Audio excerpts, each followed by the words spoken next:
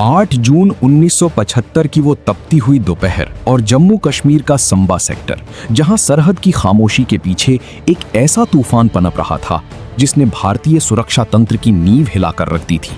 ये कहानी किसी बाहरी दुश्मन के हमले की नहीं, बल्कि सरहद के भीतर छिपे उन दीमकों की है जिन्होंने चंद रुपयों के लालच में देश की आन बान और शान को दांव पर लगा दिया था। संबा सेक्टर में तैनात गनर सरवन दास और सरवन सिंह की संदिग्ध हरकतों ने मिलिट्री इंटेलिजेंस के कान खड़े कर दिए थे, लेकिन किसी ने सपने में भी नहीं सोचा था कि एक साधारण सा दिखने वाला गनर पाकिस्तानी खुफिया एजेंसी ISI के इशारों पर नाच रहा है। रात के अंधेरे में जब पूरी छावनी सो रही होती थी, तब सरवन दास रेंगते हुए सरहद पार करता और कराची में बैठे अपने आकाओं को भारतीय सेना की वो गोपनीय फाइलें सौंपता जिन्हें छूने की इजाजत भी चुनिंदा अफसरों को होती थी। ये विश्वासघात का एक ऐसा सिलसिला था जो महज कुछ हजार रुपयों और शराब की चंद बोतलों के लिए शुरू हुआ था, लेकिन इसका अंजाम भारतीय नौसेना और सेना के लिए आत्मघाती होने वाला था। जैसे जैसे साल 1975 का सूरज ढल रहा था, भारतीय खुफिया एजेंसियों के गलियारों में दहशत फैलने लगी, क्योंकि सरवन दास ने वो कर दिखाया था जो नामुमकिन माना जाता था।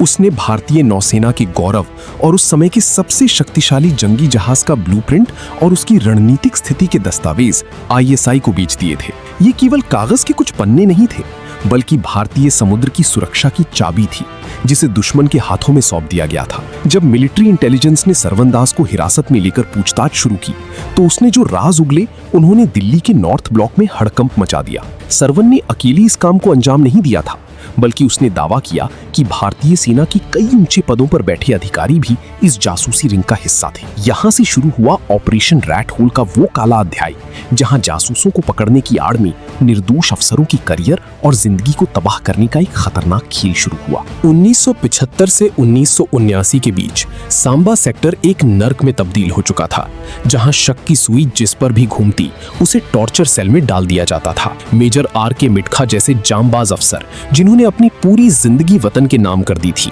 उन्हें अचानक गद्दार घोषित कर दिया गया। टॉर्चर सेल की दीवारों ने वो चीखें सुनी जो बेगुनाही की दुहाई दे रही थीं, लेकिन सिस्टम अंधा हो चुका था और सरवन दास के बयानों को ही पत्थर की लकीर मान लिया गया था। उन अंधेरी कोठरियों में अफसरों को हफ्तों तक सोने नहीं दिया जाता था, उन्हें भूखा रखा जाता और मानसिक रूप से इस कदर प्रताड़ित किया जाता कि वे हार मान लें।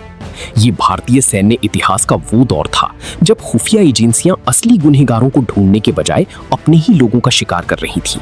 सरवन दास ने एक एक करके 50 से ज्यादा सैन्य अधिकारियों के नाम लिए, जिनमें ब्रिगेडियर और जनरल रैंक के अफसर भी शामिल थे, और बिना किसी ठोस सबूत के इन सभी को सलाखों के पीछे धकेल दिया गया। जैसे जैसे जांच आगे बढ़ी, ये साफ होने लगा कि संबा जासूसी कांड सिर्फ जासूसी का मामला नहीं था, बल्कि सेना के भीतर चल रही आपसी रंजिश और राजनीति का एक गंदा हथियार बन चुका था। मेजर मिठखा जैसे अफसरों की मौत हिरासत में हो गई और उनकी लाशों को उनके परिवारों को सौंपते वक्त भी सिस्टम को कोई मलाल नहीं था। सालों बाद जब इस केस की परतें खुली, तो पता चला कि सरवन दास ने दबाव में आकर या शायद किसी गहरी साजिश के तहत उन अफसरों के नाम लिए थे जिनका इस जासूसी कांड से कोई लेना देना ही नहीं था। असली मास्टरमाइंड शायद कभी पकड़े ही नहीं गए और कराची में बैठे अपने सुरक्षित ठिकानों से भारतीय सेना की इस तबाही का तमाशा देखते रहे।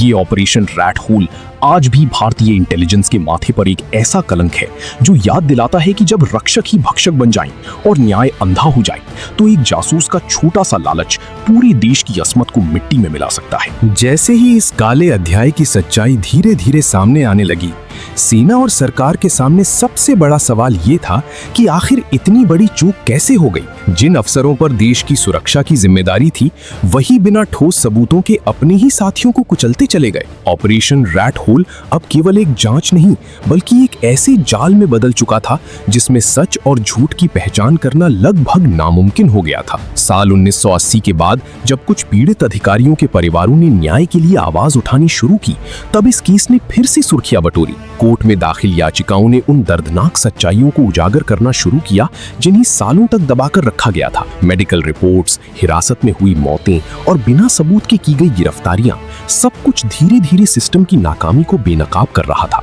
ये साफ हो गया कि जांच के नाम पर मानवाधिकारों का खुलेआम उल्लंघन हुआ था। Major R K. मिर्खा और अन्य अधिकारियों के परिवारों ने जो संघर्ष किया, वो सिर्फ अपने प्रियजनों की बेगुनाही साबित करने के लिए नहीं था, बल्कि उस सिस्टम को आईना दिखाने के लिए भी था जिसने बिना सोची समझे उन्हें गुनहगार बना दिया। कई मामलों में कोर्ट ने माना कि सबूत कमजोर थे या थे ही नहीं, और कुछ आरोप पूरी तरह मनगढ़ंत थे।